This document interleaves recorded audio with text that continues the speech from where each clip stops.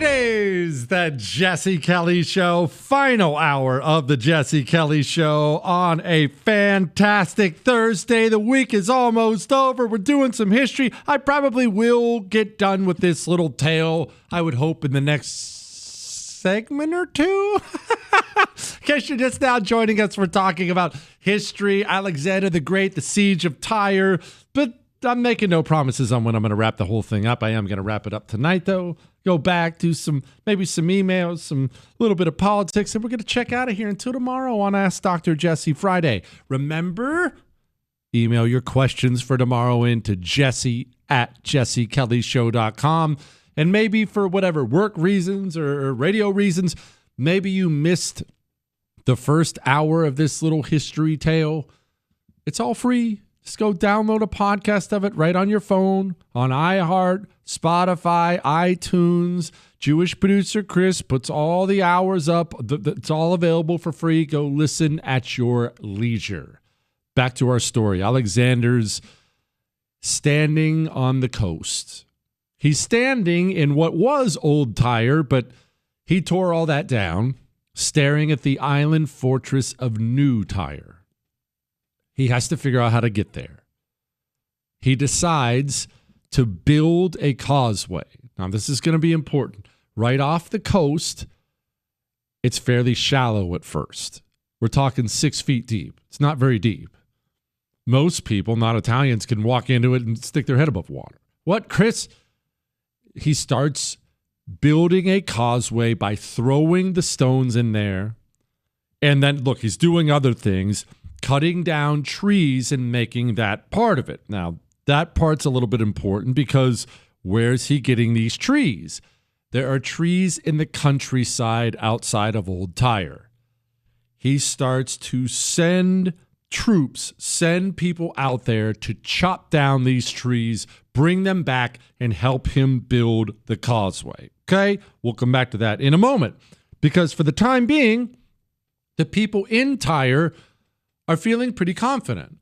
Alexander the Great is not the first army, the first conqueror who showed up outside of their gates. They're on an island fortress. They have done just fine every other time, and they think this time is going to be the exact same. So they send their navy out just to mock him. Never a good idea. They're floating by, they're mocking him. But Alexander the Great doesn't stop.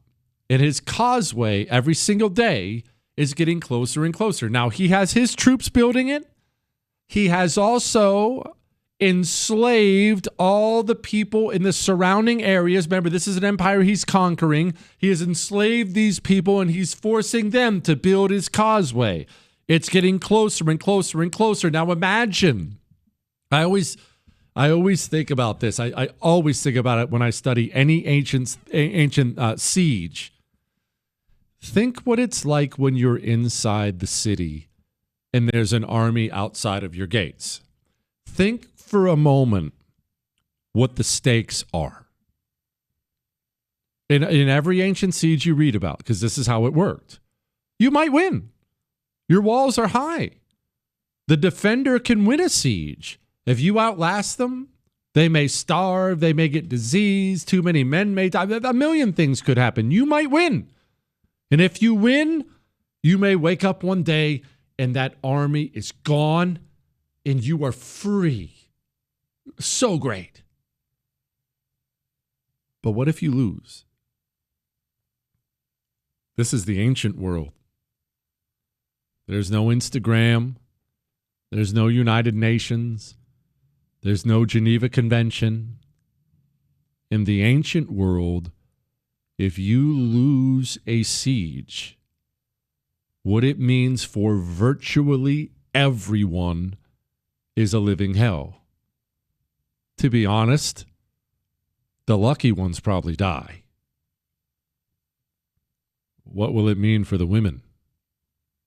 All of them, young and old. You can use your imagination. The children, too, young and old. The political leaders of the city, the ones that defied it, they normally die not quickly. Everybody gets sold into slavery. And look, you have an idea, I have an idea of what slavery is because we can read books and things like that. But remember, slavery can mean some unbelievable things in the ancient world. It's not that our version of slavery was this peachy, wonderful time, right? It was horrible too.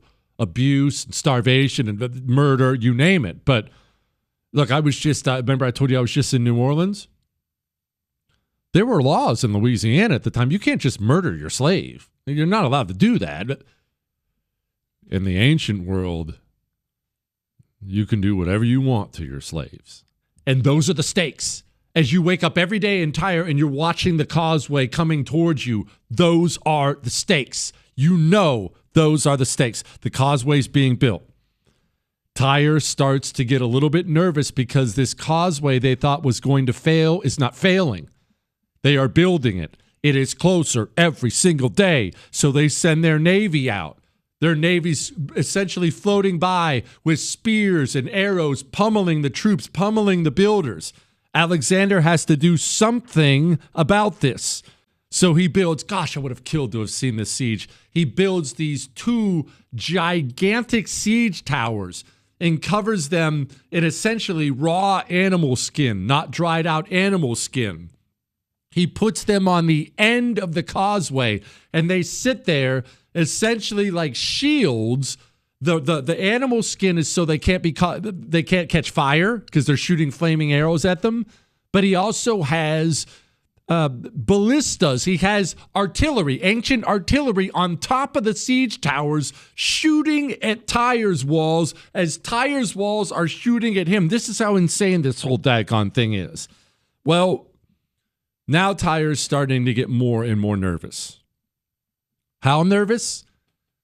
Well, this is the day. This day might be number 1 for me. As far as the question you've asked me 1,000 times, go in a time machine and watch any one historical battle or event, this exact moment may be it. Tyre, they want to do something about the causeway. They load up a ship or ships. I read 10 different versions. I can't figure out if there were 5 ships or 1 ship. I don't know. They load up a ship full of explosive, flammable materials. They tie a rope. They tow it behind their navy, and they tow it towards the causeway. As they're almost to the causeway, they light it on fire and cut the rope and turn away.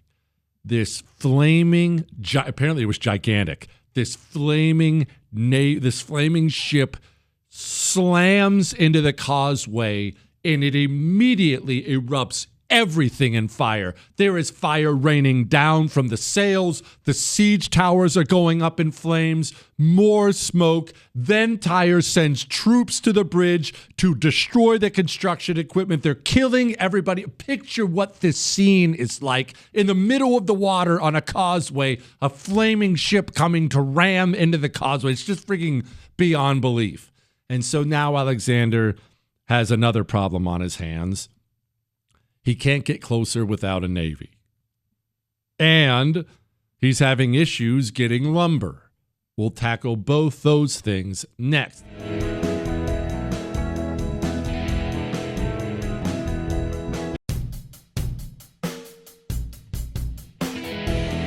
It is the Jesse Kelly Show on a fantastic Thursday, completely derailing the show on a Thursday to break off and do some history about Alexander the Great and the Siege of Tyre. If you're just now showing up, that's what you walked into. Too bad, so sad. Don't pout about it. We'll get back to politics at some point in time. Now, Tyre has just sent a flaming ship into the causeway. Alexander the Great knows he's not going to be able to take this impregnable city without a navy. That's 1. 2, he needs more wood, more stone. This causeway is getting long. Remember, we're talking about 2/3 of a mile here. He needs more wood. His troops, his people who are going into the hills outside of Old Tyre to get the wood, they keep getting attacked by these tribes. All kinds of tribal peoples around there who don't want to be conquered by Alexander the Great. Alexander the Great raises a little force, a strike force, if you will. And because he's Alexander the freaking Great, he leads it himself. He doesn't send other people up there. He decides, well, we got to make an example of some people. What kind of a general is Alexander the Great? Alexander the Great at one point sneaks up on a bunch of soldiers who are apparently around a fire. They're camping out, tribal soldiers, and personally daggers 2 of them. Kills 2 of them. This dude is, hands-on, if you will. He's a hands-on leader. He pacifies the tribes, putting it mildly. The wood continues to come, and then Alexander takes off. He leaves. Where's he going? You got a siege going on. Well, he needs a navy. Remember those cities he was conquering on the way down to Tyre? He goes back to those cities and says, hey, the boss is here. I need every ship you have available. And this is when, man, you got to give the guy some credit. The king of Cyprus steps in. Cyprus, you know where Cyprus is. If you don't, it's fine, but it's over there. The king of Cyprus, wealthy man. He's a king after all. The king of Cyprus apparently has an eye for talent. And if you're a betting person at this point and you don't know how this all turns out, I don't know that you're betting on Alexander the Great. He's currently invading the most powerful empire on the planet. I don't know if you're betting on him, but the king of Cyprus is. And again, we're talking about the stakes. Let's talk about the stakes for the king of Cyprus. What happens if he steps in to aid Alexander the Great and loses? You do know what the Persians did to people who betrayed them, right? They weren't that nice. You have heard of scaphism? The boats. You know what that is? Maybe the worst way to die I've ever heard of in my life. They put you down. You're naked. They lay you down in a rowboat on a swamp. Not a lovely ocean, not a lake. You were in a swamp. Picture the bug situation. They lay you down naked in a boat, face up. They then force your mouth open, and they force a mixture of milk and honey into your body. Maybe you're thinking to yourself, wow, that doesn't sound bad. Milk and honey probably tastes pretty good. And I would agree with you, except you don't get bathroom breaks. Your arms and legs are sticking out of the boat. They then take another boat and they turn it upside down and put it on top of the one you're in. You are tied to the shore with a rope so they can bring you back when you want. And they push you out into the swamp with your belly full of milk and honey. Your intestines are going to do what they do in the boat. People would stay alive for days unloading into the boat. You would die from scaphism, essentially being eaten alive by worms and insects that crawled inside of your body over a period of days. Remember I said they tied the boat to a rope? I forgot to mention they kept bringing you back to the shore to force feed you more to keep you alive. That's what the king of Cyprus is facing if he bets wrong. Alexander the Great is out telling people, I want your boats. The king of Cyprus goes up to him and says, hey, young man, I like what I see so far. Why don't you have my boats? Gives him 120 boats on top of I think he had already gotten 100 himself. Now Alexander's navy is larger than the navy of Tyre, who he's up against. He sails it back down to Tyre and allegedly parades it in front of the city to let them know, remember that one advantage you had, your navy? It's gone now. I've got one too, and mine's bigger than yours. Yeah. The bridge starts again. The towers are firing arrows. There is death all over the place. But if you're in Tyre right now, you know you are in very, very deep trouble.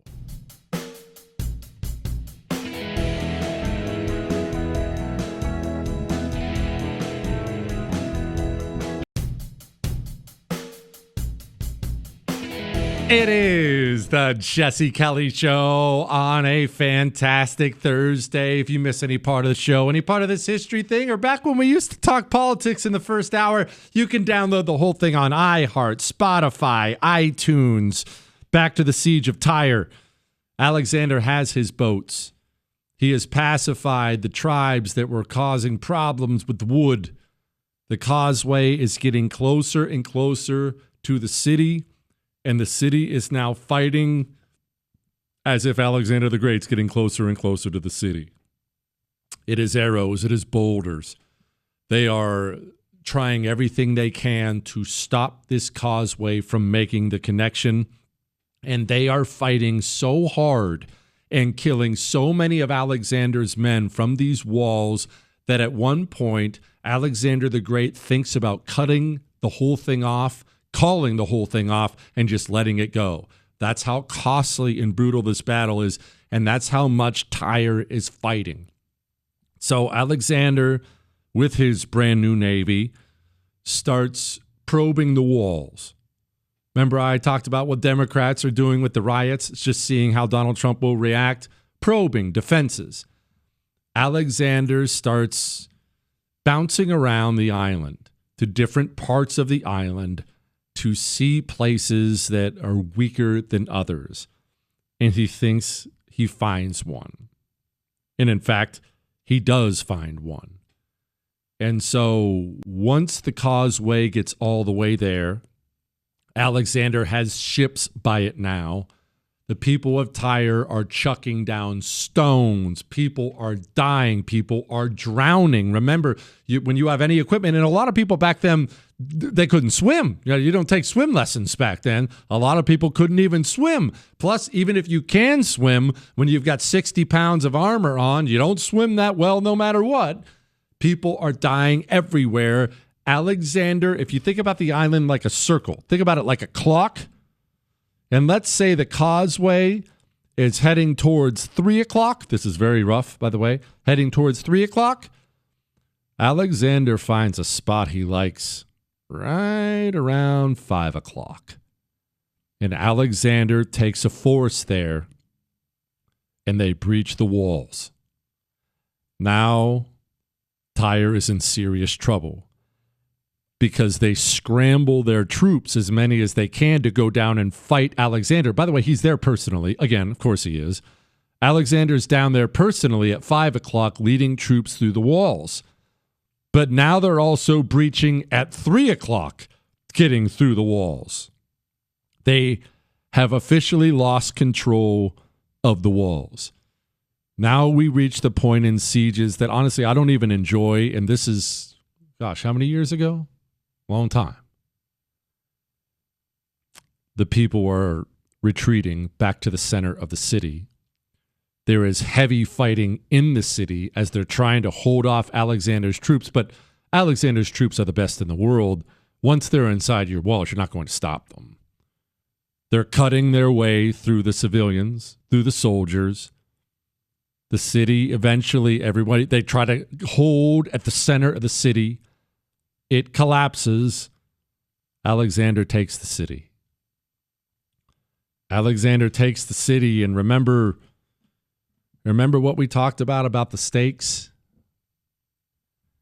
You know what crucifixion is. Obviously, everyone's heard of the Bible and the cross and how Jesus died. You know that you die over a period of days from suffocation, right? It's not the nails. It's not that. You die because when you hang on the cross in that way, it essentially compresses your diaphragm and you can't breathe. And so the true horror of it, I mean, God only knows who came up with this. There are all kinds of theories. You have to use your legs. Remember, there's a nail either in your foot or ankles. There were different ways it was done, but there's a nail in there and it hurts.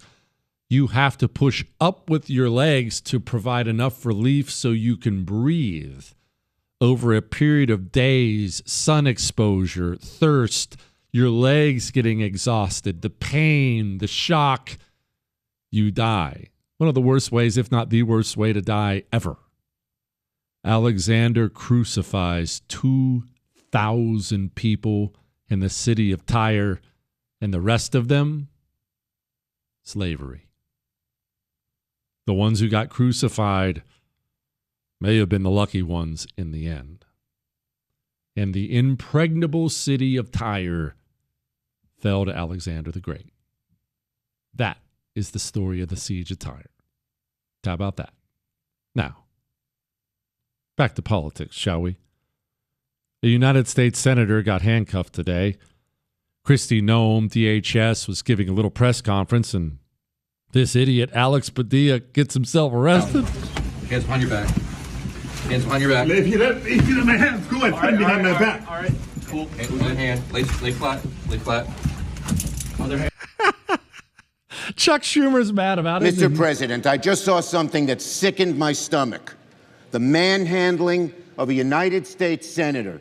We need immediate answers to what the hell went on. I yield the floor.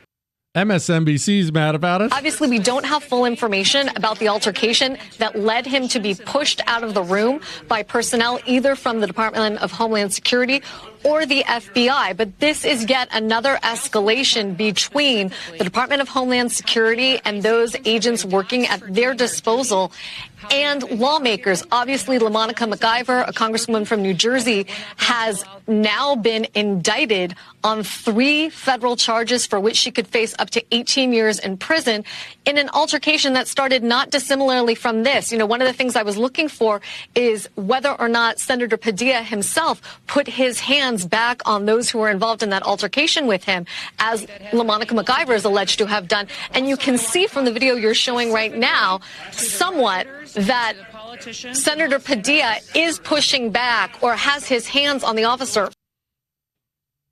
I'm so excited right now. Oh, look, the meltdown continues. I don't know yet what has going to come of this and where Senator Padilla has been taken, but this is a big escalation of what has been happening in California. Senator Padilla, as David was mentioning earlier, is a... Here's what happened. Allow me to go ahead and give it away in the most simple, honest terms humanly possible. What happened was, as we've discussed many times, to be an elected Democrat at any level in this country means you have to speak to the animals in the streets. I'm talking about the savages looting and burning. Those are your people. That's your base. And they want to know that they can trust you. There's no ability like relatability, after all. And so as elected Democrats, whether you are a former street animal yourself or just have to pretend to be one, you know you have to do this performative nonsense to show the street animals that you're still their fearless leader. So they will still keep voting for you and knocking on doors for you and donating to you and hurting the people you want hurt. You know, it's all a very evil subject or a very, very evil scenario. So because that's how you have to do things if you're an elected Democrat in the year 2025, you need protection. Protection from the law, because you have to break the law on occasion to perform for the street animals. The problem for people like Padilla and McIver is they're used to operating in a system under Joe Biden where the DOJ will give them protection for acting like savages.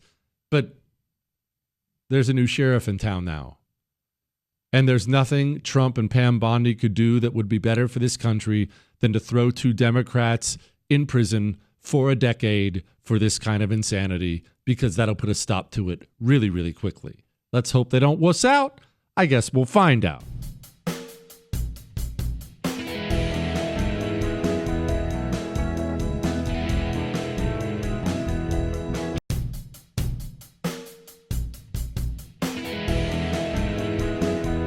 It is the Jesse Kelly Show, final segment of the Jesse Kelly Show on a Thursday. You history lovers have adored tonight's show. Everyone else turned it off a long time ago But we should probably play some sound of the day, shouldn't we? Because I've been out of politics for a little while. I was in my element. I was having a good time.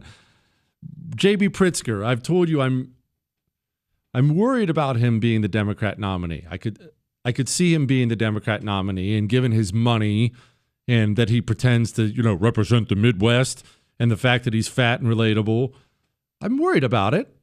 My eyes are on it. Brandon Gill, one of our good young reps, had a chance to ask him about men and women's restrooms today. This is the challenge. This is what we talked about last night about how captured the Democrat Party is. That's a no-brainer answer if you're looking at the population of the country.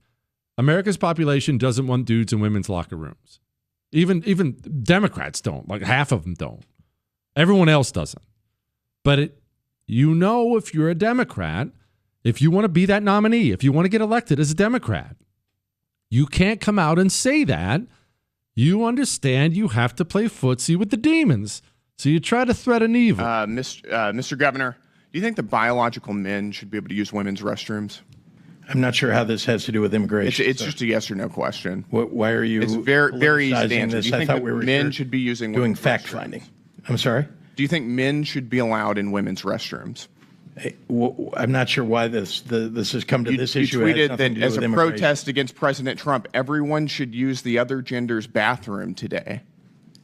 Have you ever used the women's restroom? Not that I can recall ever, sir.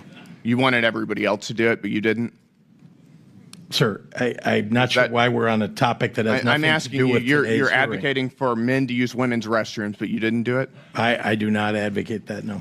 Well, actually, you did. You said everyone should use the other gender's bathroom today. I can tell you that you are politicizing this in a way that what we ought to be focusing on is the failure encouraging of the federal men to use women's restrooms and the Congress to deal with immigration reform. Do you regret encouraging men to use women's restrooms?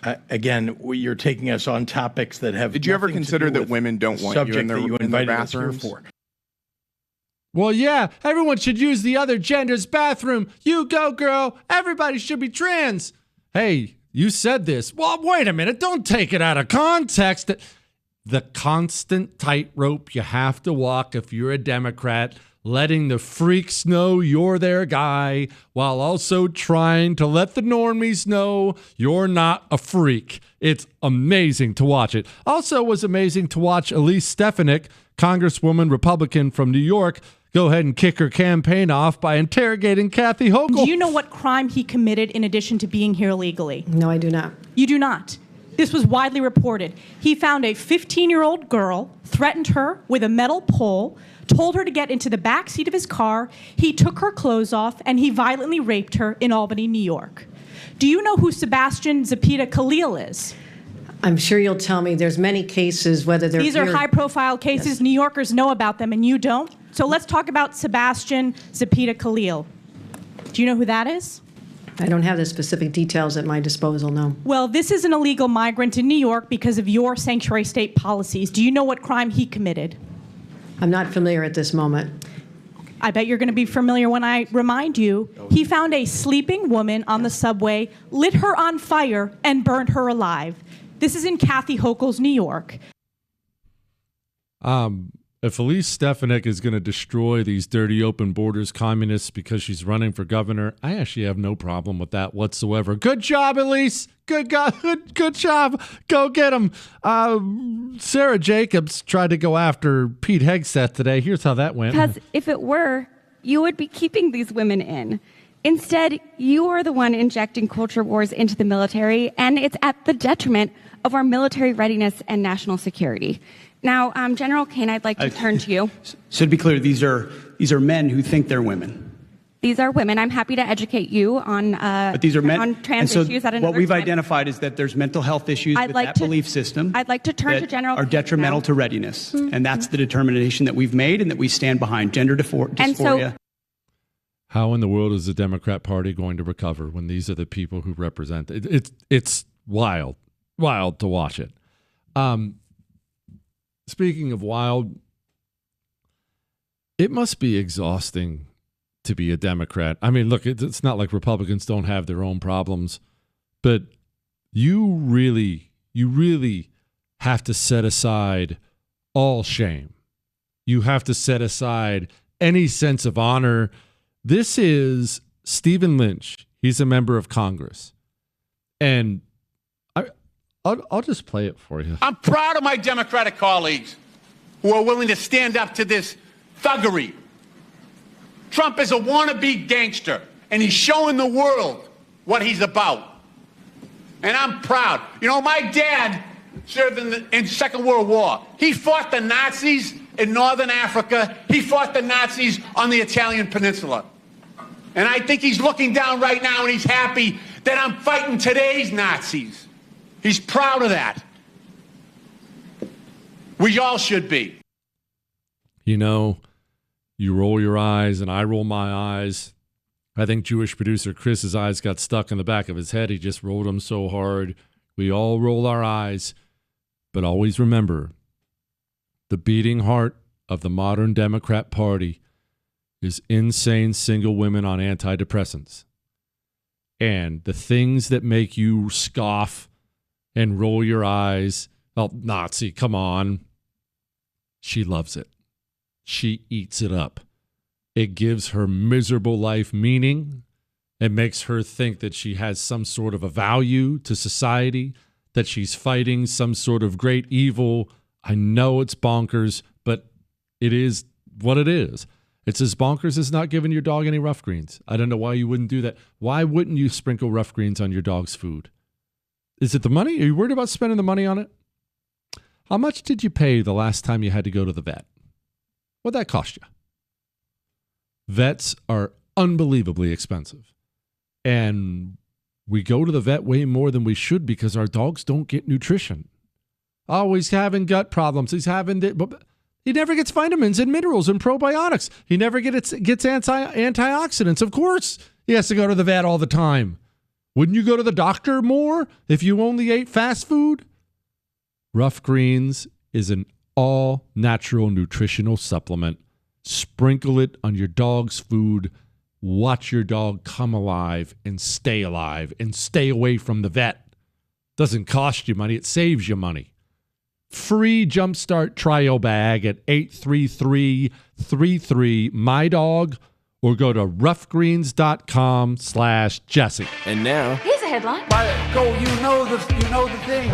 Headlines we didn't get to. Israel reportedly gears up to bomb Iran.